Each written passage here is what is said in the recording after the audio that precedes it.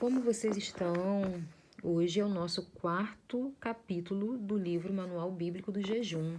Espero que vocês estejam fazendo as anotações, que estejam tirando esse tempo para meditar na palavra juntamente com essa leitura, né, do livro, porque esse livro ele vai trazer uma base ainda mais profunda mediante a esse período que nós estamos passando juntas em jejum. Então, ele vai te trazer um conhecimento mais amplificado de situações e circunstâncias que acontecem.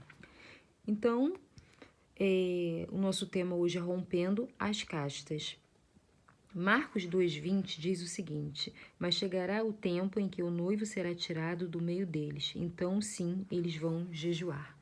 Os profetas foram forjados no deserto do jejum. Eles se alimentaram da oração e obtiveram a força interior para manterem-se firmes sob pressão. No jejum, atitudes e comportamentos podem ser ajustados, sua oração ganha mais eficiência e as amarras do pecado são quebradas. Jesus disse: essa casta não pode ser expulsa senão por meio do jejum e oração. Algumas compulsões e manias somente serão quebradas mediante a severa disciplina que o jejum produz. Hábitos emocionais negativos podem ser rompidos e assim adquirir-se a disciplina que o sucesso exige. Nós colocamos em movimento muitas forças espirituais quando começamos a jejuar. O jejum faz você enxergar o pecado que está impedindo a bênção de Deus. Talvez durante o período de jejum você seja convencido a pedir perdão a alguém e a fazer restituição. O jejum pode trazer consciência de pecado. Quem odeia seu irmão está em trevas. Há pessoas que, apesar de ter os olhos estão cegas, olhos cegos. Olhos emocionais ficam cegos com lágrimas. Olhos temerosos ficam cegos com pavor. Olhos culpados enxergam julgamentos. Olhos invejosos ficam cegos de cobiça. Olhos amargurados ficam cegos de ódios. Casos de pecados crônicos, bruxaria, ocultismo, depressão, crimes, desemprego, calamidades devem ser, como resposta, uma ação dramática de buscar a Deus com todo o coração. As Escrituras dizem: aos que buscam o Senhor, bem nenhum lhes faltará. Salmo 34:10. Quando você se sente impotente, com medo paralisante, diante de situações que parecem invencíveis, experimente jejuar.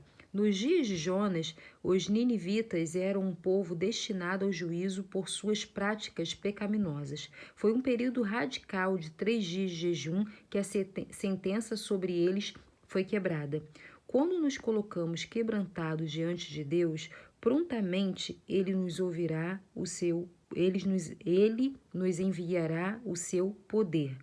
O rei Josafá estava diante de um desafio além das suas forças, além de seu poder de fogo. Então ele proclamou um jejum entre o povo. Deus interviu e os exércitos que vieram contra eles foram eliminados. 2 Crônicas 20. Os ministros da igreja em Antioquia jejuaram antes de impor as mãos sobre Paulo e Barnabé e separá-los para o ministério. Eles buscaram a Deus com jejum para tomar a decisão certa e garantir o sucesso daquela campanha evangelística. Pessoas que já passaram sessões intermináveis como psicólogos ou psiquiatras e continuam desesperadas sobre escravidão demoníaca deveriam experimentar buscar a Deus em jejum e oração. Faça isso e veja as fortalezas demoníacas derreterem. Faça isso e veja o inimigo dobrar seus joelhos diante do nosso Senhor. Jejuar é uma escolha por Deus e contra a carne. Ele traz à tona sua natureza superior antes de tratar sua natureza inferior. Pois ao começar um jejum, os demônios não se sentirão à vontade. Jejuar pode trazer à tona seus vícios e seus problemas de caráter. Se você tem um temperamento difícil, logo se manifestará durante o jejum. mas durante o jejum você experimentará um poder extraordinário para libertação e cura, criando uma atmosfera que acolhe o santo e expulsa o profano. Qualquer ministro do Evangelho deveria tornar o jejum seu estilo de vida. Se a unção não está fluindo no seu ministério, é um sinal que precisa entrar na casa do oleiro. Depois de jejuar 40 dias, Jesus seguiu adiante em poder. Depois de crucificar a carne, você está pronto para manifestar o poder do Espírito. A maneira de tratar as perturbações das pessoas cativas é ter um ministério consagrado. Ministros que não jejuam e oram não têm recursos para oferecer aos profundamente oprimidos. Quando estiver sem forças para lutar, jejue e se humilhe perante a Deus.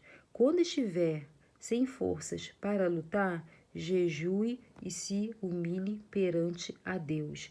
Quando estiver sem forças para lutar, jejue e se humilhe perante a Deus. Até amanhã.